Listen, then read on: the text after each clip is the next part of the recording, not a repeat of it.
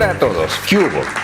Hoy voy a compartir con ustedes un cuento que escribí hace muchísimos años y con el que gané alguna vez un primer premio en un concurso provincial en mi lejana provincia del Chaco, a 1000 kilómetros de Buenos Aires. El título del cuento es La pesadilla ajena. Usted y yo sabemos que en otros tiempos, cuando era un adolescente, no hubiera esperado a que usted se levantara para venir a verlo, Julián.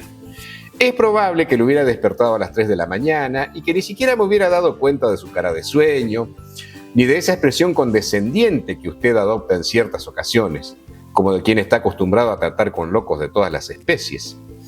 Es probable que hubiera entrado directamente, casi como una tromba, derecho a su nevera y me hubiera comido de un toque un trozo de carne horneada, de esa que usted suele preparar los días de lluvia. Pero claro, en ese momento tampoco me hubiera dado cuenta de que usted cocina carne horneada los días de lluvia y ni siquiera adivinaría que lo que me ofrecía en un vaso era en realidad ginebra o fernet o vermut.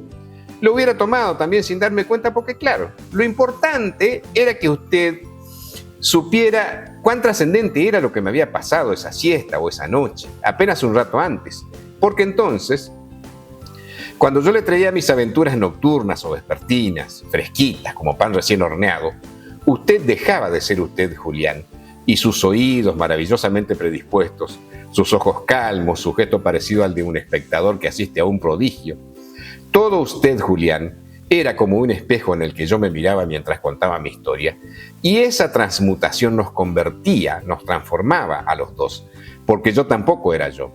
Era una especie de aedo que sin cítara ni lira, o como se llame eso que usaban los aedos, lo transportaba a usted al goce de descubrir la vida.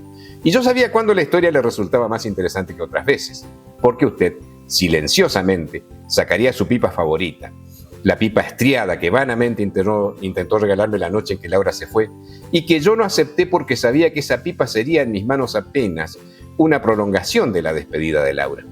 Después usted la cargaría lentamente para mirarme a medida que avanzaba mi relato, detrás de la cortina de humo de un tabaco que yo solía regalarle y que usted fumaba en mi presencia porque en realidad eso también siempre lo supe.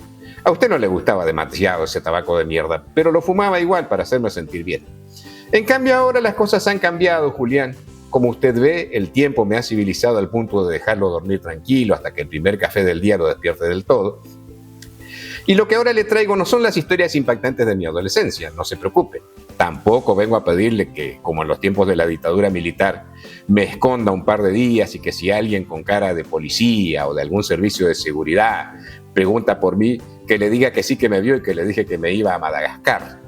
Pobre Julián, usted fue capaz hasta de eso, de ocultarme en su casa y de tragarse el miedo que era como un hierro candente en las entrañas para ayudarme a no terminar tirado en una zanja, o fusilado, o en un campo de concentración. Pero bueno, ya pasó, Julián, ya fue.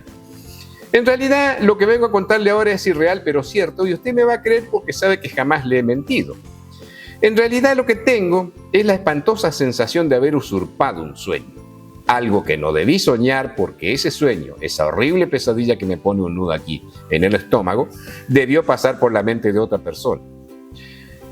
En aquella época, cuando usted me ayudaba con los cuestionarios de química inorgánica o me corregía los poemas de amor que yo le escribía a Laura después del coñac que nos tomábamos a la madrugada, cuando yo volvía de estar con ella borracho de felicidad y con ganas de emborracharme con algo más, algo que usted seguramente tendría, las cosas eran diferentes. Pero en este sueño del que le hablo, yo caminaba por una calle lluviosa con un pesado objeto metálico en el bolsillo de una vieja y desteñida campera de corderoy. Un objeto que me resultaba familiar porque es el mismo que usé para cubrir la fuga del negro Maretti esa vez que allanaron la pensión donde lo teníamos escondido y alcanzamos a escaparnos por los techos. Y salimos después en la otra punta de la manzana y el negro me decía que corriera, que no parara, y a mí se me salían los pulmones por la boca, Julián. Pero el negro me decía que ese lugar en cualquier momento iba a ser un hervidero de policías, como exactamente sucedió. Pero bueno, me estoy yendo por las ramas, pensará usted. Es que es difícil contar esta historia porque me llevó varios días armarla, reconstruirla, rastrear en mi memoria tantas cosas, ¿vio? ¿Qué fue lo que pasó? ¿Se acuerda usted que esa revista que usted coleccionaba en los años 70, una revista que se llamaba 2001, Periodismo de Liberación, creo que algo así, ¿verdad?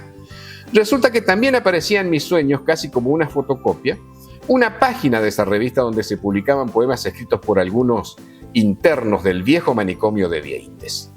Recordé al despertar que usted me había dicho que lo conocía, al manicomio ese, el loquero ese de Vieites.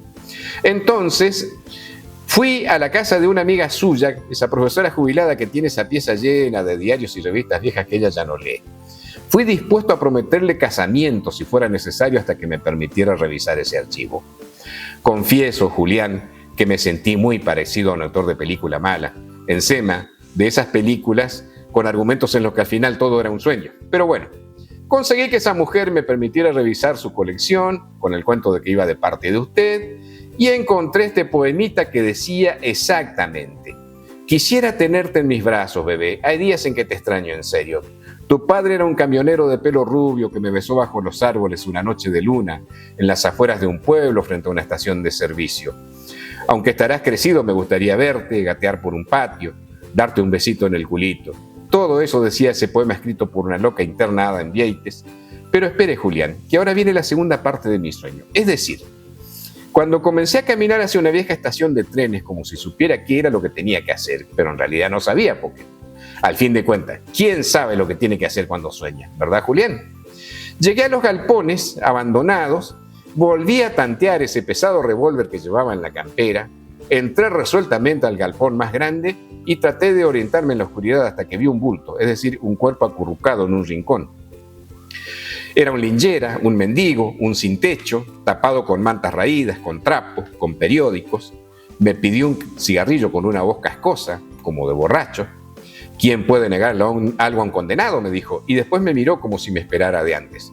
Creciste, me dijo, me hubiera gustado vivir otra vida diferente para que las cosas no fueran como fueron. Pero ¿qué se le va a hacer?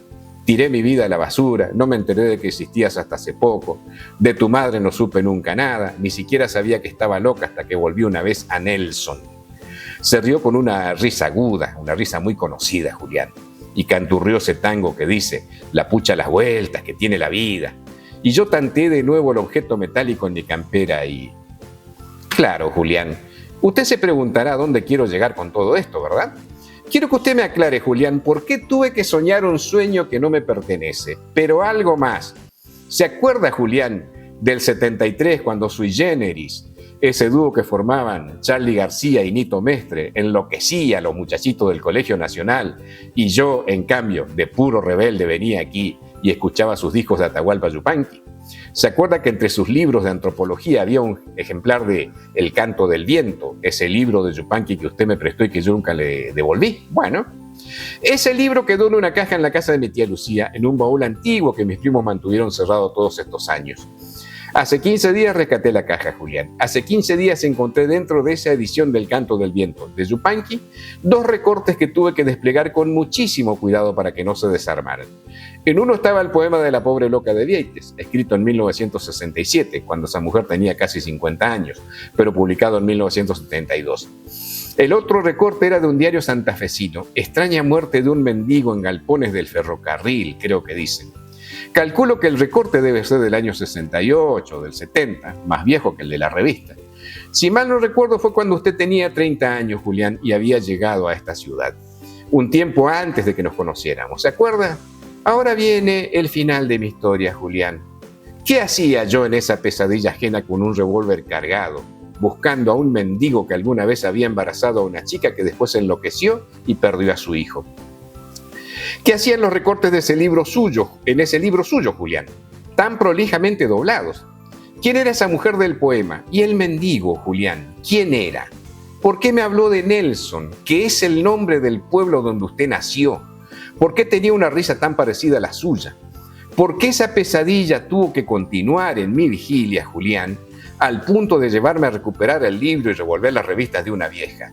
Dígame o ayúdeme a explicar por qué, cuando en mi sueño apreté 3 veces el gatillo y vi convulsionarse como una bolsa de basura que uno hace rodar de una patada a ese pobre viejo, no era odio lo que sentía, sino más bien un sentimiento que pocas veces he experimentado. Algo parecido a la piedad, y que me duró hasta mucho tiempo después de despertarme. ¿No quiere hablar, Julián?